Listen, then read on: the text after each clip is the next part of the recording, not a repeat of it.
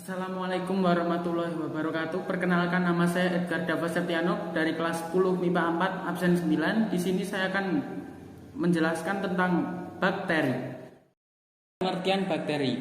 Bakteri merupakan kelompok makhluk hidup yang berukuran sangat kecil, yaitu bersel tunggal sehingga untuk melihatnya harus menggunakan bantuan mikroskop. Bakteri termasuk golongan mikroba atau jasad renik. Penyebaran kehidupan bakteri di alam sangat luas yang dapat ditemukan di dalam tanah, air, udara, bahkan dapat dijumpai pada organisme baik masih hidup maupun yang telah mati. Nama bakteri ini berasal dari bahasa Yunani bakterian yang berarti batang atau tongkat. Sekarang nama itu dipakai untuk menyebut sekelompok mikroorganisme bersel satu. Tubuhnya bersifat prokaryotik, yaitu tubuhnya terdiri atas sel yang tidak mempunyai pembungkus inti. Bentuk bakteri ada 3, yaitu 1. Basil, yaitu berbentuk batang atau silinder dengan variasi monobasil atau hanya 1, Diplobacillus atau bergandengan 22, dan Streptobacillus atau bergandengan berbentuk rantai. Nah, meski begitu, ada juga yang berbentuk agak bundar sehingga disebut Coccobacillus. Contoh bakterinya adalah Bacillus anthracis. Yang kedua ada Coccus, yaitu berbentuk bulat seperti bola. Variasinya adalah Micrococcus atau tunggal, Diplococcus yaitu bergandengan 22, Tetracoccus yaitu bergandengan 4 dan membentuk bujur sanggar, Sarcina yaitu bergerombol berbentuk kubus, Streptococcus yaitu bergerombol, dan Streptococcus yaitu bergandengan membentuk rantai. Salah satu contoh bakterinya adalah Staphylococcus aureus. Nah, yang ketiga ada spiral, yaitu bakteri yang berbentuk lengkung dan nampak seperti spiral. Variasi bentuknya ada vibrio, yaitu berbentuk koma jika lengkung kurang dari setengah lingkaran, spiral jika bentuk lengkung lebih dari setengah lingkaran, dan spirochete yaitu bentuk lengkung membentuk struktur yang fleksibel. Contoh bakterinya adalah Treponema pallidum. Struktur tubuh bakteri. Struktur tubuh bakteri diantaranya itu ada kapsul. Sel bakteri dapat menghasilkan lendir ke permukaan selnya. Lendir tersebut tersusun dari air dan polisakarida dan biasanya terdapat pada bakteri saprofit. Lendir yang terkumpul kemudian menebal dan membentuk kapsul yang tersusun dari glikoprotein. Kapsul dan lapisan lendir berfungsi sebagai lapisan pelindung, menjaga sel dari kekeringan, membantu melekatkan diri pada substrat, dan menunjukkan virulensi suatu bakteri. Kapsul pada bakteri patogen juga berfungsi untuk perlindungan diri dari sistem imun dan sel inang. Yang kedua ada dinding sel. Dinding sel pada Eubacteria tersusun dari peptidoglikan, yaitu sejenis polisakarida yang berikatan dengan protein. Serupa dengan kapsul, dinding sel juga berfungsi sebagai lapisan pelindung dan untuk mempertahankan bentuk sel bakteri. Nah, selanjutnya ada membran sel atau membran plasma. Membran sel atau membran plasma tersusun dari fosfolipid dan protein. Sifatnya semi permeabel dan berfungsi untuk mengatur keluar masuknya zat ke dalam dan keluar sel bakteri. Selanjutnya ada pili. Pili merupakan rambut-rambut halus yang tumbuh dari dinding sel, mirip dengan flagela tapi ukurannya lebih pendek dan berbentuknya kaku. Fungsinya adalah untuk membantu pelekatan pada substrat dan penyaluran materi genetik pada saat konjugasi. Selanjutnya ada flagela. Flagela yang disebut bulu cambuk terdapat pada dinding sel dan berfungsi sebagai alat gerak. Flagela hanya dimiliki oleh bakteri yang berbentuk batang koma atau vibrio dan spiral. Ribosom adalah organel kecil yang berfungsi sebagai tempat terjadinya sintesis protein.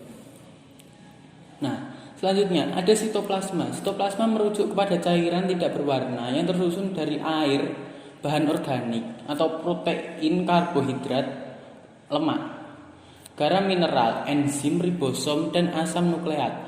Sitoplasma merupakan tempat terjadinya reaksi metabolisme pada bakteri. Nah, selanjutnya ada nukleoid. Nukleoid adalah nukleus semu, tempat berkumpulnya DNA kromosomal. Yang selanjutnya ada plasmid. Plasmid berfungsi dalam rekayasa genetika sebagai vektor yang membawa gen asing yang ingin disisipkan pada bakteri. Selanjutnya juga ada mesosom. Mesosom merupakan daerah membran sitoplasma yang mengalami kelipatan. Mesosom diduga berperan dalam beberapa proses seluler seperti pembentukan dinding sel selama pembelahan sel, replikasi kromosom, atau sebagai tempat berlangsungnya respirasi seluler. Reproduksi bakteri. Reproduksi bakteri dibagi menjadi dua, yaitu reproduksi aseksual dan seksual. Yang pertama yaitu ada reproduksi aseksual. Bakteri mengalami reproduksi aseksual dengan cara pembelahan biner, yaitu pembelahan dari satu menjadi dua sel, dan seterusnya. Pembelahan biner ini termasuk pembelahan amitosis. Artinya, pembelahannya tidak melibatkan tahapan pembelahan sel seperti halnya manusia, melainkan berlangsungnya spontan atau secara langsung. Untuk melihat tahapannya, simak gambar di samping atau gambar di atas saya. Gambar di samping menunjukkan bahwa satu sel induk hanya mengalami pemanjangan dan pembagian nukleoid hingga akhirnya terbentuk sekat pada masing-masing nukleoid, hasil bentukannya. Yang kedua ada reproduksi seksual. Reproduksi seksual bakteri bisa terjadi melalui mekanisme rekombinasi gen melalui tiga cara, yaitu konjugasi, transduksi, dan transformasi. Yang pertama itu ada konjugasi. Konjugasi adalah tahap reproduksi seksual pada bakteri yang ditandai dengan pemindahan materi genetik secara langsung. Pemindahan itu terjadi dari satu bakteri ke bakteri lain melalui jembatan konjugasi. Adapun tahapan yang terjadi di dalam konjugasi adalah sebagai berikut. Yang pertama, dua sel bakteri saling mendekati hingga akhirnya terbentuk struktur jembatan yang menghubungkan antara kedua sel. Terjadi transfer kromosom dan plasmid. Yang ketiga ada untuk bakteri yang menerima kromosom dan plasmid, materi genetiknya menjadi materi genetik rekombinan. Yang terakhir, bakteri dengan materi genetik rekombinan akan memisahkan diri, akibatnya terbentuk dua sel anakan dengan sifat baru rekombinan. Nah, yang B ada transduksi. Pada proses transduksi melibatkan peran organisme lain, yaitu virus. Itulah mengapa rekombinasi gen antara dua bakteri dijembatani oleh virus fag atau bakteriofag. Virus yang paling sesuai digunakan untuk proses transduksi ini adalah virus fag temperat. Hal itu karena virus ini mampu bereplikasi secara litik dan lisogenik. Nah, adapun tahapan dalam transduksi adalah sebagai berikut. Bakteri diinfeksi oleh virus fag sehingga virus mengandung DNA bakteri tersebut. Virus fag tersebut kemudian akan menginfeksi bakteri-bakteri lainnya. Akibatnya terbentuk bakteri baru dengan rekombinasi gen sesuai dengan rekombinasi gen pada virus penginfeksinya.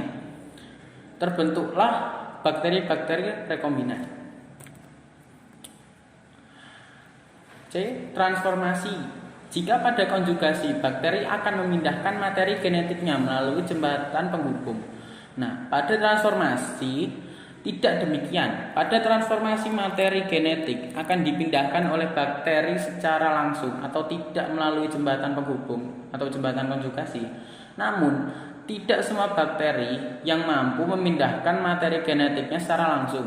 Biasanya bakteri yang mampu bertransformasi adalah bakteri yang memproduksi enzim tertentu. Contohnya adalah Rhizobium, Neisseria, Bacillus, dan Pneumococcus. Contoh bakteri.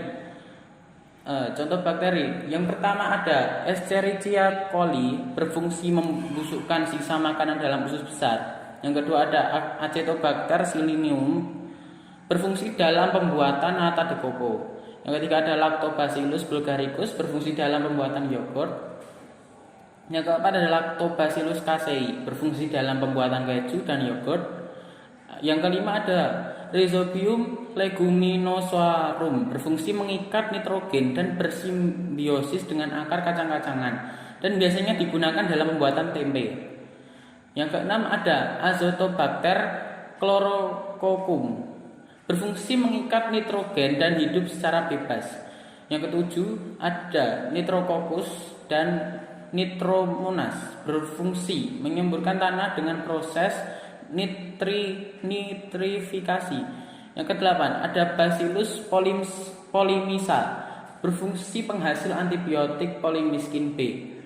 Yang kesembilan ada Streptomyces griseus, berfungsi penghasil antibiotik streptomycin.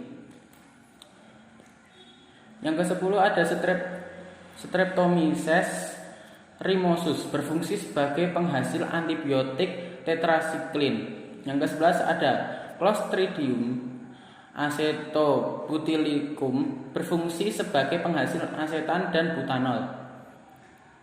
Yang ke-12 ada Cyanocobalamin. Bakteri Cyanocobalamin membantu produksi vitamin B12 selama proses pencernaan. Bakteri Cyanocobalamin berperan sebagai probiotik.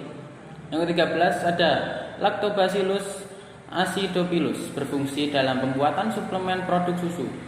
Yang ke-14 ada Acidophilus bacteria. Bakteri Acidophilus bifidus membantu menurunkan kadar kolesterol dan mencegah pertumbuhan jamur jahat seperti Candida albicans. Bakteri Acidophilus bifidus membersihkan aliran darah dengan menghilangkan racun. Yang terakhir ada Acidophilus bacteria. Bakteri ini hidup di dalam organ reproduksi manusia.